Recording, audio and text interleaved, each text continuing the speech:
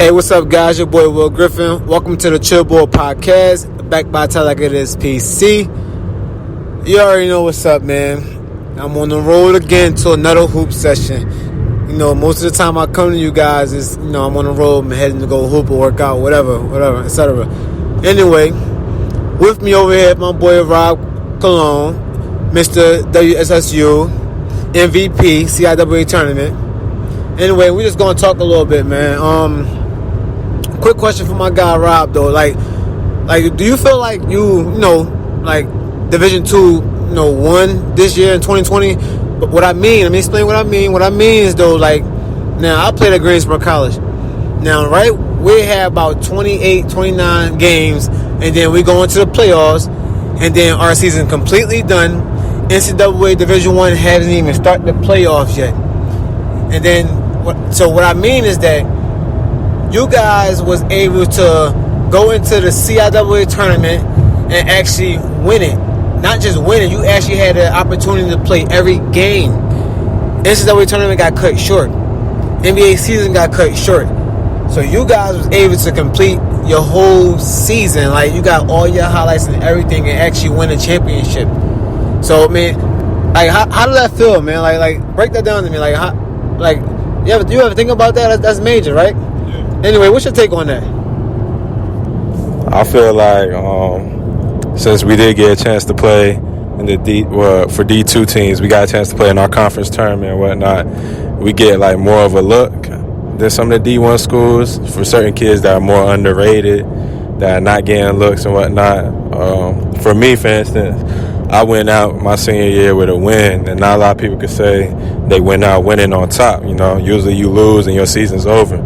But I want to see CIAA championship, and due to coronavirus, I didn't get a chance to play in the NCAA tournament. But I feel like it was an advantage for Division IIs this year that our conference was going early, and I credit CIAA for having the tournament early this year rather than late, because then there wouldn't be no tournament, wouldn't be no CIAA champions.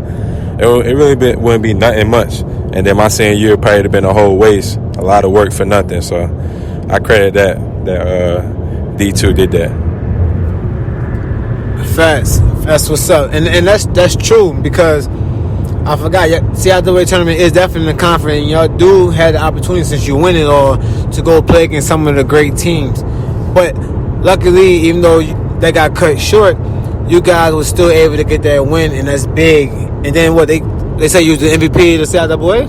Yeah. Man, that's even bigger. Like, congratulations once again. So, like, moving on, man. Like, damn, you missed it already, man. I know we in quarantine, and it's barely any basketball. Like, you get to go to a gym, and play on limited resources, as if like the capacity got to be cut short. It used to be in the gym with guys like 30 people watching, 40 people watching, but now it's only like 10 to 12, which is, to me, is low key better. But how quarantine been treating you, man? Quarantine been pretty straight, we try to get in the gym as much as I can. It's on limited hours. People booking gyms, and there's a whole lot of stuff going on right now. So I'm just happy that I can find a gym every day to work out in, get some shots up, and better myself. Whether it's playing pickup, doing drill work, lifting weights, I got somewhere to go every day to get better, and that's a plus during this quarantine, because there's a lot of cities and states where people can't even get in the gym. They don't have no free weights to work out. They don't have no connections really, so that they can get better or do anything. They just sit in their house, and they gotta do their own things, whether it's push-ups, sit-ups, or something like that. So during quarantine, I'm just fortunate to have a lot of gyms and connections to where I could go work out and keep fulfilling my dreams and get better every day.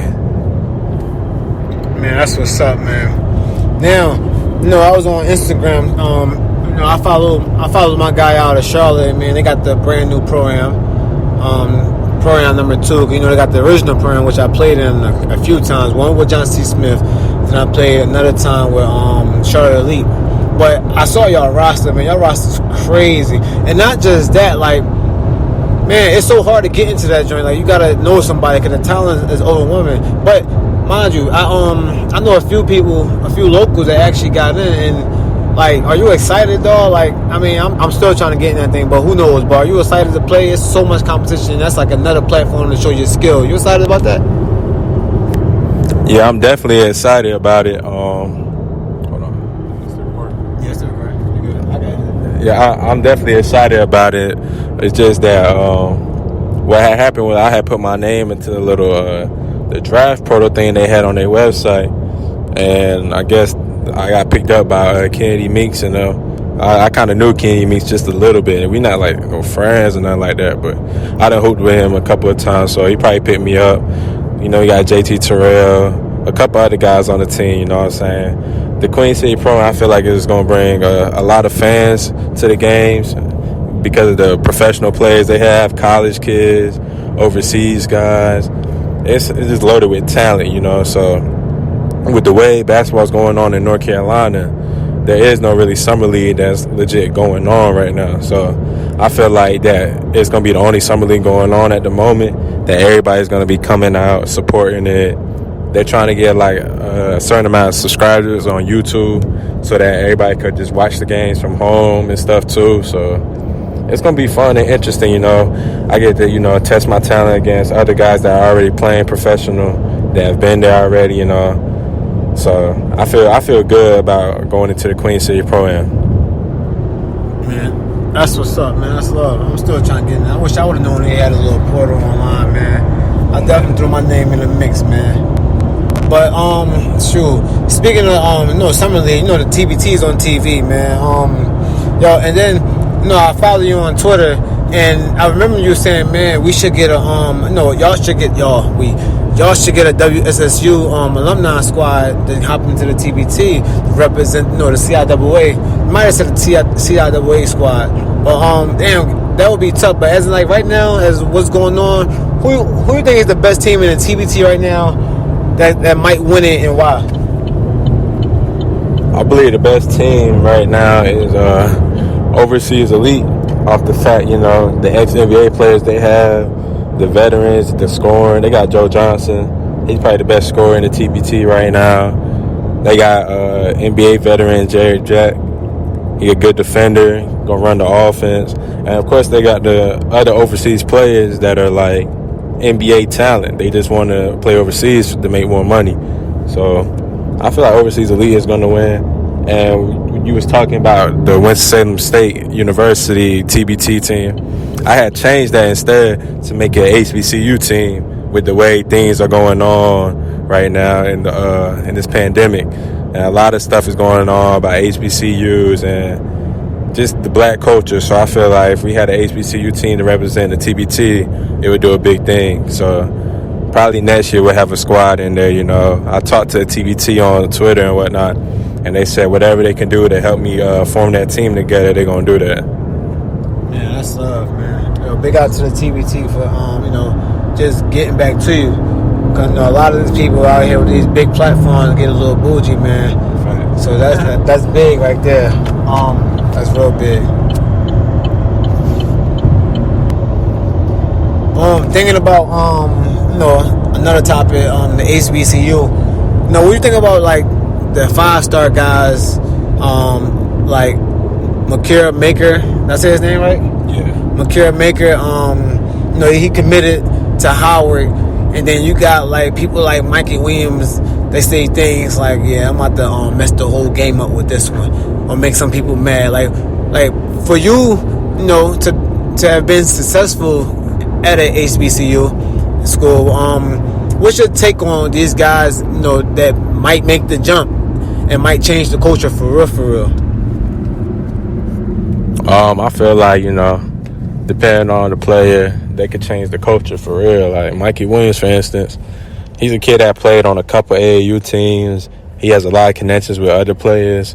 And he's probably a guy that other players want to play with, too. So, like, Bronny, I know Bronny and Mikey was playing AAU together growing up. Facts. And Bronny has an offer from North Carolina Central.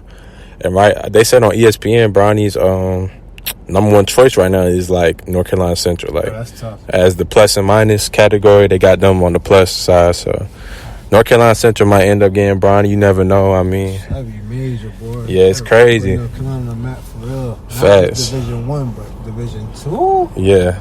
D2, D1. I feel like all the HBCUs right now are going to get loved because of the way things are going on in society. So a lot of 5-star kids going to end up going to HBCUs. Like a lot of people, they don't even talk. I know Makir Maker committed to HBCU, but there's other guys like that coming from D1 places that were in the transfer portal, and they transferred to HBCU. There's a kid from Wake Forest, started as a freshman, was averaging like 12, probably the second, third leading scorer on the team. Kid's going to Morgan State next year as a HBCU. A lot of football players, track stars. It's just cultural, not just basketball, but the top players in high school, in any category or any sport, they're going to HBCUs if they're black or something. Not a lot of white kids, you know what I'm saying? I'm going to be real. Not a lot of white kids going to go to HBCU. They're not going to pick that type of lifestyle because that's not dumb. But a lot of the black kids are going to pick that lifestyle because of the way things are going on in this world. And that's true. They definitely, a lot of white kids ain't making that decision. But if they did, they would definitely love it, man. They would definitely change their life, change their culture, change everything. White boy, what's racism? But yeah, that'd be love, man. That would really be love, man. It's amazing how these PWI schools, they just, it's weird. I don't want to get too deep in it, but as a basic kid, if it's a GPA in a certain level, he can't get into those schools. But if you're an athlete with a mediocre GPA, they can consider it, like scoop some things under the rugs. That's why a lot of schools have gotten in trouble, in the past. But it's crazy. I feel as though the PWI schools have been getting so many of our best players for so long, making so much money off our best players, and deep down inside, not all of them, but a lot of them are racist. But that's just another conversation for another day, man. We all for that, man. But but stay on the basketball side of things. Me and you, we got in the gym together before, and we got mixing. I call it mixing, but we was definitely mixing towards the rim and attacking the rim. But then the next day we go up in that joint, you made somebody fall, bro. It's crazy. But like, what's some things that you think that you could work on that could help you out as far as going to the next level, even though COVID is still messing things up for all that. But we ain't gonna get too deep on your options. But what are just some things as far as your game concerned that you could work on that help you out in whatever the next move is? I feel like some things that I could work on that help my game out a lot is probably let me see. I mean, you can always get better on defense. Defense is more IQ and hustle and just heart, honestly. Having confidence in yourself to be able to lock somebody up. A lot of guys, they had the athletic ability to be a great defender, but in their heart, they already thinking, if I bite on this move, maybe he gonna drop me, or they thinking like that. So when you think like that, I don't feel like you could lock anything up, to be honest. But as far as working on my game, defense, I could say the way I read pick and roll screens, high ball screens, and especially moving without the ball, There's going to be time, I'm going to be more pure point guard at the next level, but there's going to be times where I'm not going to have the ball in my hands, so I'm going to have to learn how to move off the ball, For instance, how Steph Curry play. Steph Curry's a point guard, but he sets a lot of off-ball screens to get himself open. He's moving around, coming through stagger screens, elevator screens for open shots. It just makes the game more easier for him. He's not wasting a lot of energy either. So those are two things I mainly want to focus on. Ball handling, of course, I want to stay like that with the ball hand, keep the ball on the string. And that's about it, Finish ability, get more athletic, finish more at the rim. Not a lot of layups, So that's about it. But that's what's up. But mind you, I'm a trainer. I train so many overseas guys. Like I can name a lot of them right off the back. But I can tell you a few stories, man. Now I know you said you're gonna play pure point guard, but you gotta be able to score that thing, man. A friend of mine, I ain't gonna say his name. I won't say his name. But he went overseas. They brought him in so he could average. They told him they need 32, 33 or better. He was averaging 28, 29. and they sent him home. And they gave him a warning before they ain't just up, you know what I mean, get him up out of here because they know he got the ability to score the ball. But, the first thing he told me, he was like, man, yeah, they sent me home with like 29. And the crazy part, I had like 6 assists. I had about 11 rebounds. But they pulled me in that offense like, bro, we brought you here to score the ball. Don't get me wrong. We appreciate everything else you're doing. We brought you here to score the ball.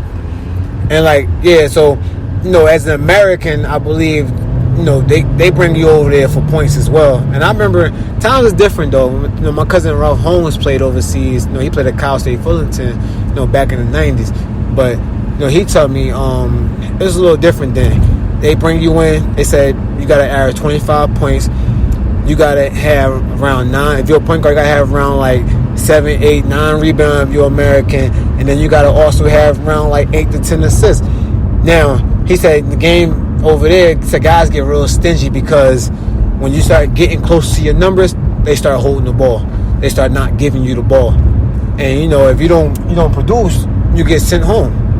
And so you might want to think about that. Add a little more scoring. I know you got the ability to score the ball. You was MVP for a reason. And I definitely know you got the ability to score the ball, but you definitely might want to add that in this more. All right. Speaking back on, COVID-19 and quarantine life, this is something new for me, something new for you. I talked to my older sister, my father, asked him, does stuff like this ever happen, during your lifetime? History books don't always tell us everything. Some things get left out. But anyway, did anything like remotely close to, what we're going through with this whole COVID thing? I'm like, no, this is the first for everybody. Like, in 2015, thank you God, I had the chance to walk across the stage. That's one hell of a feeling. I'm pretty sure you walked across in high school and you probably was like, that's dope. But, walking across in college even would have been dope because you would have had so many classmates there. They would have been screaming. It would have been big as hell. It was a big-ass celebration. But me, I went to a smaller school, so it was like in our back lawn, which was... Anyway, sorry, guys. Phone call came in. But anyway, so like I was saying, our graduation on the back lawn and whatnot, and people had a whole family there, and that would have been one hell of an experience because, like I said, high school was cool, but you was young. But, college is a whole nother level. But, bro, like, do that make you feel any kind of way that, you didn't get to, grace the stage over at WSSU or whatever that they, hold their graduations? Like, how do you feel about not being able to walk that stage? I wish, what I'm saying, I could have walked and did some things, but unfortunately, the COVID had messed things up. So, my family, it wasn't really like a big deal to me, but to my family, it's like a very big deal, to be honest. Like, it's something they want to see. Like, I'm the youngest one out of my 4 cousins. I'm the last one to graduate, so they ready to see me graduate and whatnot, and walk the stage. So I really feel like my family is more mad, if anything, than anybody else, to be honest. And that's super funny, bro, because it ain't really funny, but my family couldn't even come down, so I just had my boy Wayne that we been in the gym with. Wayne and his little brother came to graduation with his girl and whatnot, and that was major, man. So that was real love, man. Yeah, anyway, that was real love. Anyway, man, that's the conclusion to this Chill Boy podcast. We just arrived to the gym. You know how this part goes. Big ups to my man Rob, Mr. WSSU, Mr. MVP, CIAA. You know how I end these things off, man. I just want to, if you listening, man, thank you for rocking out with me. We still in this quarantine life. We know it's somewhat open up, and some people barely wear their masks. But please stay masked up and stay safe. And quick couple shout outs, man. Shout out to Greensboro. Shout out to Rock Out Sports. You know what I mean? Rock Out Pearl. I'm trying to do some things. I mean, shout out to everybody that love basketball, man. Shout out to you. If you woke up this morning and you had 2 gifts to start your day off, that's your eyes open and your breath air. Your air to breathe. Anyway, Rod, you got any shout outs, my guy? Got any shout outs for anybody, man? I ain't got no shout outs, to be honest, Ready to get this work. Trying to get this work in. You already know, man. Anyway, We love you. God bless. Stay up.